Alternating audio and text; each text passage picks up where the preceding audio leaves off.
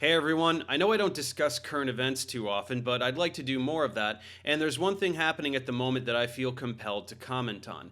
Everybody seems to be furious about trans people.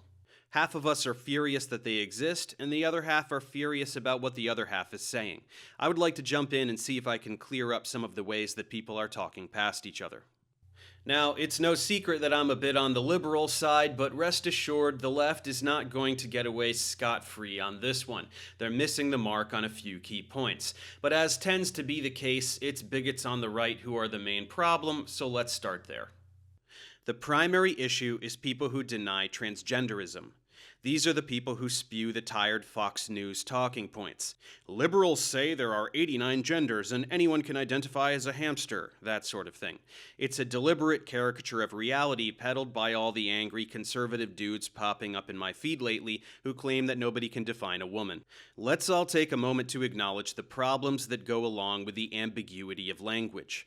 Sex and gender are different words that refer to different things. If you did not know that, now you do. Sex is a chromosomal phenomenon. Nearly all of us have two sex chromosomes in all of our somatic cells. If both are X, your sex is female. If one is X and one is Y, your sex is male. There are interesting exceptions, like intersex people who exhibit a blend of the phenotypes associated with the two sexes due to chromosomal irregularities, as well as chimeric beings who exhibit different genotypes in different cells due to developing from more than one zygote. It is important to discuss and understand these populations. However, we can still safely categorize the overwhelming majority of people as exhibiting either male or female sex. Gender is a different phenomenon. It is still biological, but it is a neurochemical construct. This means that ultimately it is still genetic in basis, but it absolutely is not determined merely by the sex chromosomes. It is tremendously more complicated, and researchers are still working to understand the biological basis of gender identity. Human psychology is complex. People need to deal with that.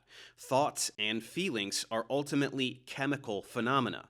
We all have a neurochemical profile that guides how we think and feel, and part of that is gender identity. The reason that we are just now becoming equipped to differentiate between the two phenomena is that in the vast majority of humans, somewhere between 99 and 99.9% of all people, gender identity aligns with biological sex, hence the term cisgender. Cis is a prefix that means same. But for that remaining fraction of a percent, which totals to millions and millions of people all over the world, their gender identity is the opposite of their biological sex, hence the term transgender. Trans is a prefix that means opposite.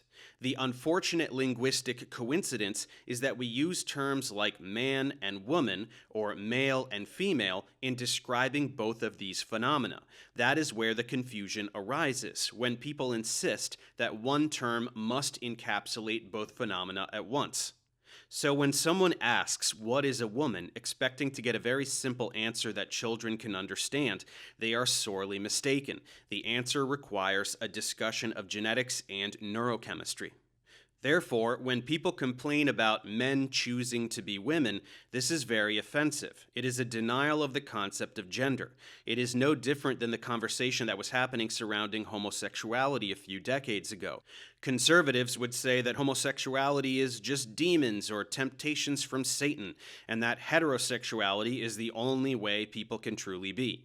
Today, this seems totally ridiculous because homosexuality and other sexual orientations have become accepted and normalized, even among many conservatives. The same will happen for transgenderism because it undeniably exists. The acceptance for suppressed sexual orientations came first because around 10% of people are gay, whereas a much smaller percentage of people are trans. But this is the natural progression of societal evolution. Nearly every binary has been shown to actually be a spectrum, and it doesn't matter how uncomfortable it makes conservative people. Society will continue to shift until our language and policies reflect actual human nature, not the tiny puritanical box that has historically been thrust upon us. Now, as promised, with the indictment of conservatives complete, I turn to liberals and the missteps they are enacting that are preventing resolution. Number one, please stop saying things like gender is a social construct. No, it is not. It is a biological construct. Society can't turn you trans any more than it can turn you gay. Gender is determined biologically. It is simply that, again, gender is not determined merely by the sex chromosomes and is an incredibly complex neurochemical phenomenon. So let's talk about it honestly. Gender roles are a social construct. That all men must be this way and do these things, and all women must be this way and do these things, that is a social construct, and it is one that became obsolete immediately upon evolving beyond a hunter-gatherer society. It has only persisted due to deeply rooted misogyny and the desire to treat women as private property. Rage against gender roles as a social construct all you like. I'm right there with you. But stop saying that gender itself is a social construct. It is biological. In addition, sex is a much more easily definable biological construct, and we must acknowledge that when an individual that is of the male biological sex identifies as trans, their biological sex remains male. By identifying as trans, their chromosomes do not change, no matter what surgeries they choose to undergo. We rightfully refer to them as women because most of us have decided that it is appropriate for a society to respect their gender identity over their biological sex as a linguistic formality. If one's sex is male and their gender is female, why not refer to them as female and address them as they wish? This is a simple and obvious courtesy, but their sex does not change, nor is their transgenderism selected. When liberals attempt to decouple gender or even sex from its biological basis, they give conservatives license for mockery, because they can then rightfully criticize what seems to them like a vague and meaningless declaration. That's why smug, ignorant conservatives who make a living stirring up hatred amongst bigots get so much traction by cutting together cherry-picked compilations of young people saying silly things, like gender is a social construct, because they get to go look at the dumb liberals, and it is a rare instance where they aren't completely wrong. This emboldens them and makes them feel justified in pushing other talking points that are completely wrong. And finally, on a cultural note, I think that we need to stop flipping out about innocuous things that comedians say. Let us reserve our anger for those who are in denial of science and are attempting to limit human rights. When someone attacks Dave Chappelle on stage in my town of Los Angeles in the wake of controversy surrounding alleged anti-trans rhetoric, and he, off the cuff, shouts, "It was a trans man," that's not a hateful remark. He was reacting to the situation, which is what comedians do. You are free to decide for yourself whether or not you find any particular comedy to be funny. Comedy is subjective, but whether or not something should be deemed offensive has an element of objectivity to it, and that remark does not qualify. I'm not here to do an in-depth analysis of all the alleged anti-trans jokes from all the comedians on Netflix, as I haven't even heard all of them, but in general, let's just tone it down a notch. Additionally, regarding the controversy with sports, trans women who have gone through puberty as males, experiencing the dramatic hormonal changes characteristic of any sexually dimorphic species, objectively have an unfair biological advantage over female athletes.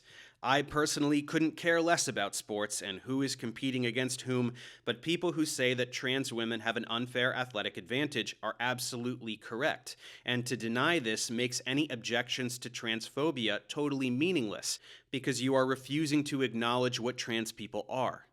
As to where trans women should compete, I don't have any solutions because, again, I don't care about sports. But there is a reason that men and women do not compete with one another in almost any sport. So if you are a fan of sports, try to respect that. And that's the end of my rant, which I felt compelled to write down and say out loud because I'm tired of hearing about the persistent controversy where in my mind there should be none whatsoever. The main takeaway is that the world needs to get over the fact that trans people exist. They've always existed. We are just now acknowledging their existence. We must accept and normalize trans people so that they feel safe to be who they are and express themselves as they choose. But along the way, let's not get swept up by the woke train. Let's make sure that all of our language is guided by science and logic, rather than an accumulation of meaningless cultural currency. Remember, words like sex and gender have real meanings, so let's try to remember what those are and teach them to those who are having some trouble. Thanks for watching. I'll see you next time.